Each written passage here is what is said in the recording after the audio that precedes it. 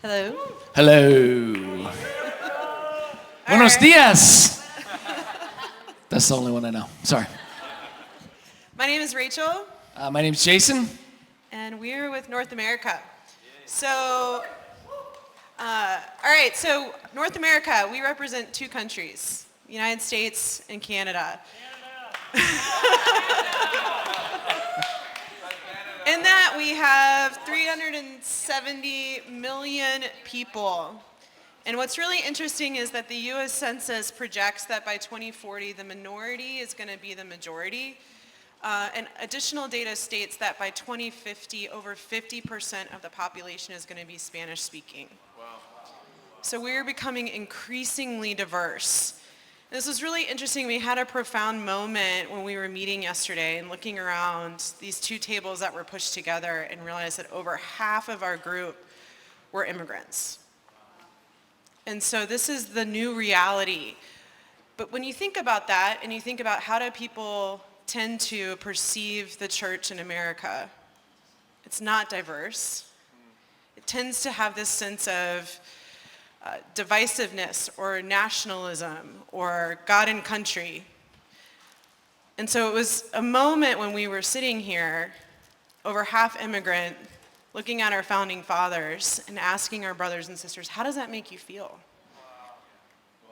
And it made them feel excluded. It made them fearful and not part of this community. And I think it's not lost on Jason and me that we are two white people standing here. But I think it is us that have to be acknowledging this. And the ones that are up here in humility and not pride, saying that this is not okay, that this has to change. And for me personally, this is really profound because my direct ancestors arrived in America in the 1600s, in Virginia, where the first form of government was. My ancestor was the Speaker of the House. It was this body that legislated slavery, that created the division that is in this country. And so we're saying not on our watch, because if this continues, if we continue to lean into this divisiveness, then we're going to be a country. We heard yesterday from Lisa Pack that the church in North America is seen as irrelevant, unloving, and inauthentic.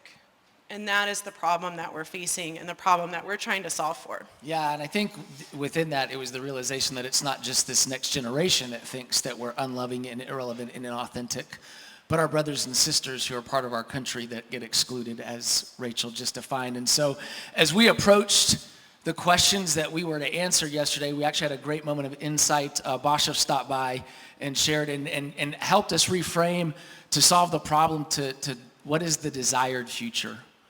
What's the vision for the church that you want? And so we crafted this statement that has a lot of words because it represents a lot of opinions that was trying to get the job done, but we did the best that we could. But our preferred future is a multicultural church in the United States that speaks Spanish, living and giving the gospel. And I think we've realized that the church in America has failed at both in a lot of ways.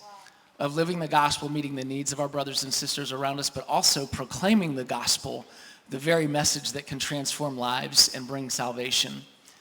Equipping and empowering all generations to love mercy, do justice, and walk humbly with our God. And Ron Luce was at our table. Brother, thank you for your wisdom yesterday to say, yes, all generations, but this next generation has to lead the way. They don't just need to be invited to the table, they need to be given permission to lead us as we go.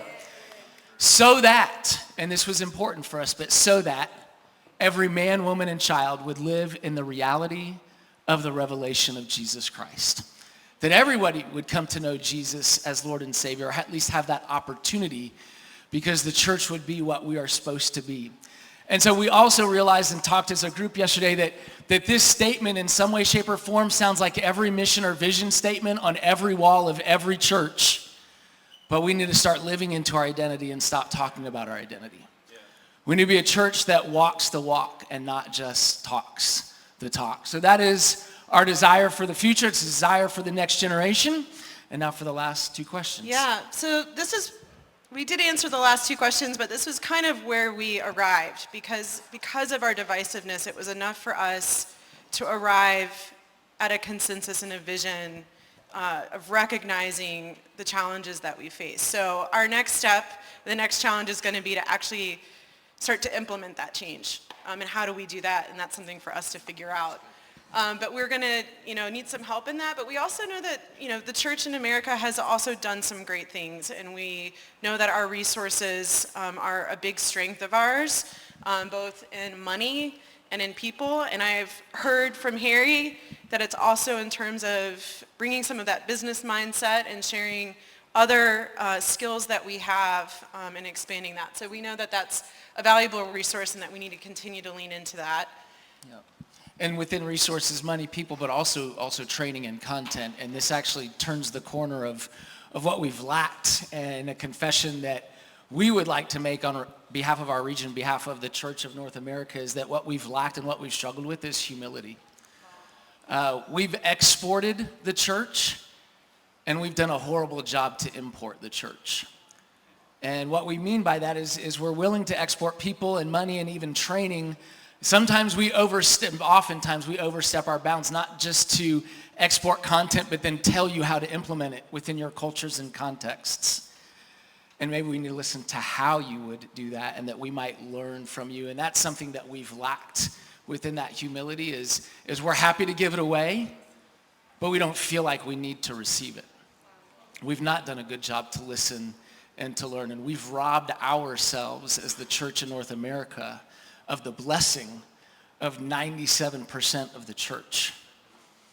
And so for what it's worth, from myself, from Rachel, from our team, and not that we have any authority on behalf of the church in America, but I'm going to take it anyway.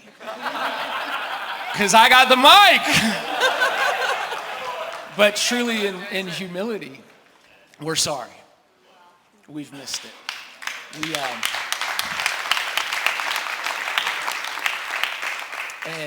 And we realize that you have a great deal to offer us. And we, in turn, continue to have something to offer you as well. But as we've been saying, we're better together. And the joy it will be that as we come together to celebrate and have that unity that we're desperate for. And so we appreciate you all. We're so grateful. Even the last few days, has been an extraordinary learning opportunity for us. And I very much feel like, personally, I'm walking away with infinitely more than I could ever contribute to this, and so we are grateful, and thank you. Thank you.